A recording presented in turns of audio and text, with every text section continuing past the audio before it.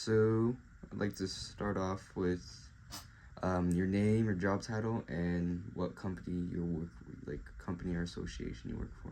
Yeah. My name is Taylor Kelly. I am the head men's basketball coach at Corbin University. So, Taylor, tell me about how you got into coaching and how you got into this type of job. Yeah, well, I think it started with playing throughout my entire childhood and then taking that into high school and then ended up playing college basketball. And just through my experiences and through kind of falling in love with the game and in love with the process of becoming a better player, I just didn't really envision myself doing something outside of basketball.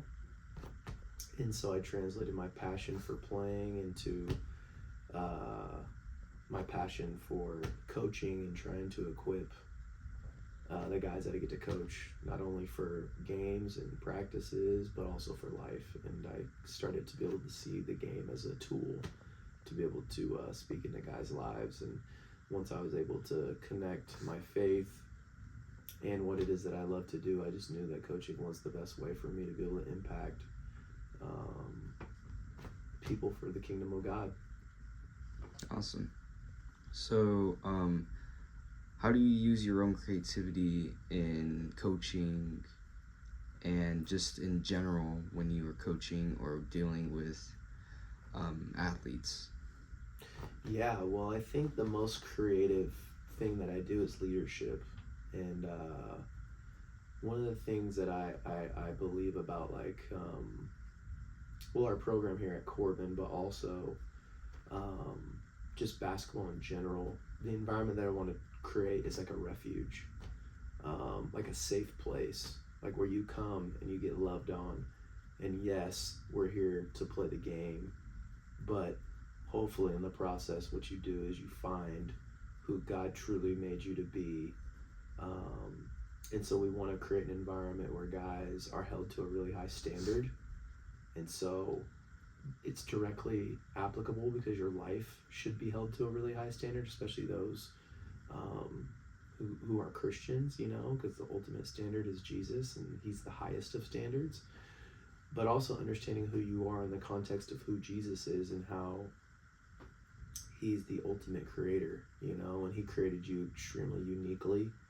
Um, and also just allowing guys to understand like what they've been through, whether that's pain or trauma, or letdowns or setbacks, that God is purposeful in how he uses all those things to be able to equip you to be able to love people that he's designed for you to love.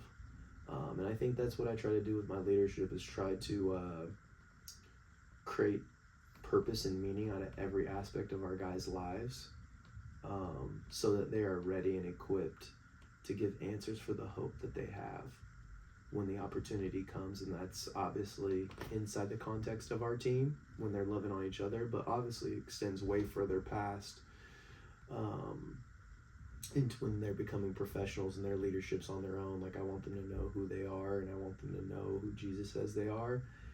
And because of that, I want them to really feel completely solid in knowing what God has done for them so that they can feel confident leading and pressing on and achieving everything that God has for them. And I think that's figuring out how to do that for each guy is something that like I spend a lot of time really trying to figure out. And there's creative ways given different personalities and different life experiences that guys have to be able to meet them where they're at and actually be able to love them. And then obviously there's a creativity of just like trying to get a team to strategically, functionally go out and attack another team to be able to create advantages across the board. And there's some creativity when it comes to that as well. That's awesome. So, how do you glorify God within your own team? Yeah, so we try to do it in everything that we do. One of the things that we really try to connect is the joy of life is the fact that we get to do it with Christ, that Christ is with us in every single aspect of our life. Outside of our relationship with God and the meaning that God gives us in our work, in our relationships, life is fairly meaningless.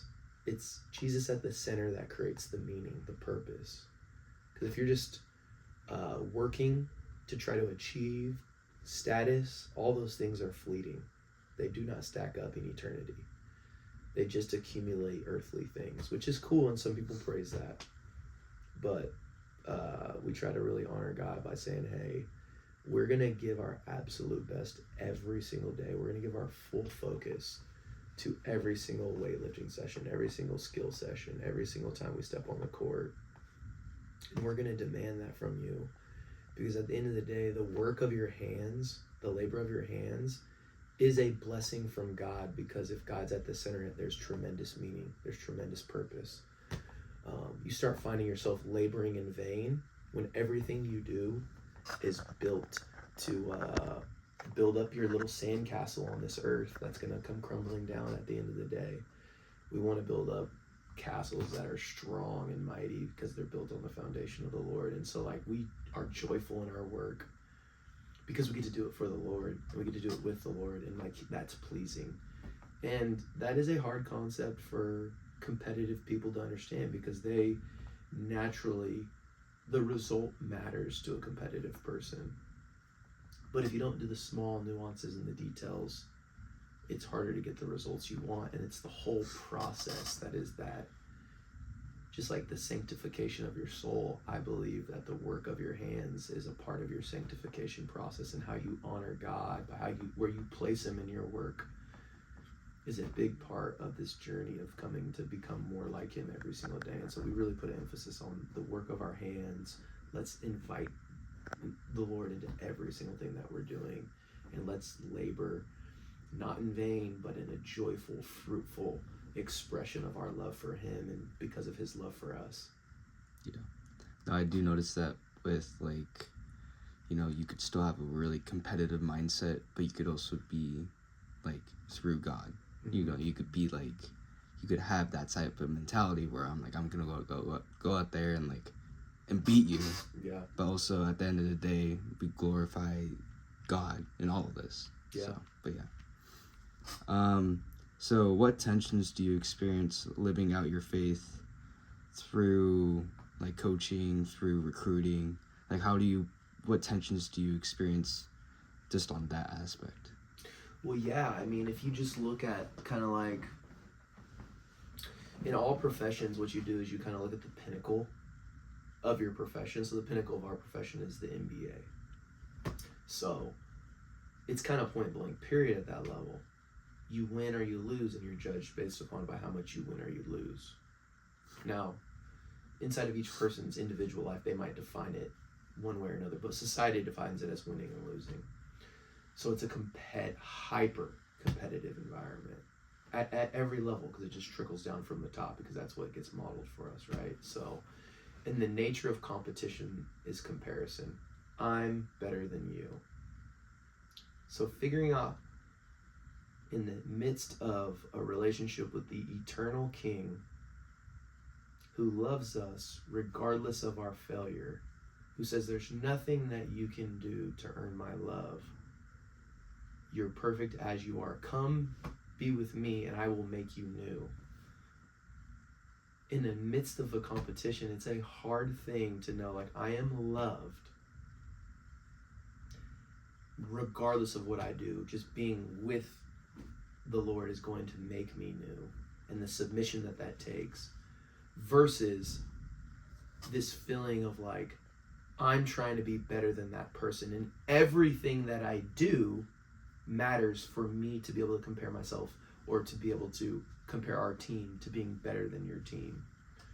It's a juxtaposition. It's a hard place to navigate as a competitive person who follows Jesus, and also operates inside of the environment where the overarching narrative and standard for competition is winning and losing by the world.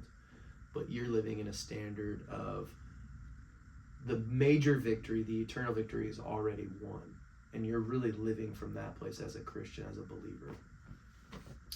navigating those two things and learning how to have peace in them, and not to define yourself by a win or a loss, but by the impact that you have from an eternity's perspective, is the cool journey that we all get to go on. And there's a lot of growth and learning that happens because we put a lot of time and effort and energy, and a lot. Whenever you put that much time and effort and energy, your heart is with that, and so there's a lot of growth. But I think that's part of the cool part of it is life with Christ is not about perfection. It's about daily improvement, daily nearness to God. The art of becoming the best competitor and the best team is not about perfection. It's about how do I get a little bit better every single day. And so there's cool comparisons in that regard.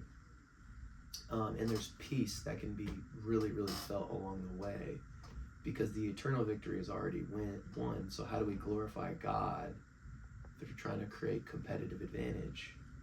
Because that's the work of our hands, and allowing our guys to feel peace in that and confidence in that, but also not to define themselves by perceived success or failure, but to be able to teach everything be a learning opportunity for us to become the greatest version of who God created us to be. And I think that there's no greater platform and no greater learning tool than the environment that gets created inside of competitive sports, for sure. So what advice do you have for like students like me who are going into the workforce, and just how I could keep like a faith related mindset while going into, let's say an industry that does not really focus on faith, or even an industry that does focus on faith?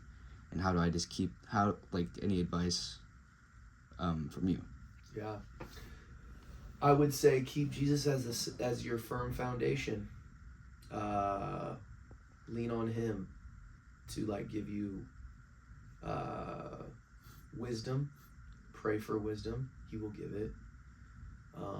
And when the things around you, right, the world around you, is not going to respond how Jesus wants it, by definition, it's not going to. We live in a fallen, sinful world. The cool thing about going off into a business or a workforce where Jesus isn't the center of it all for everybody, you can be that rock, that unshakable force because of your unshakable force, that people can look and be like, how is this guy so steadfast? How is he able to remain so confident and sure and not arrogant, extremely humble? But how is he able to go through all these processes that so many people become overcome by, or experience so much doubt or fear because they're being subjected to pressures that they don't feel like they have full control over? The same way that you walk with the Lord and you forgive yourself for mistakes is the same process that you take into learning a new job, learning a new trade, showing bosses what your real worth is you do everything as you're doing it unto the Lord, so you do it your absolute best. And because you have that firm foundation of Jesus as the Lord, you can actually give your best fearlessly because you're secure. You know where everything sits. So you can attack it. You can really give your whole self to it because you've already given your whole self to the Lord. And in that process, even small little failures, they're not failures because they're not end all be alls. They're just opportunities to learn. And so give yourself a ton of grace to learn, to grow.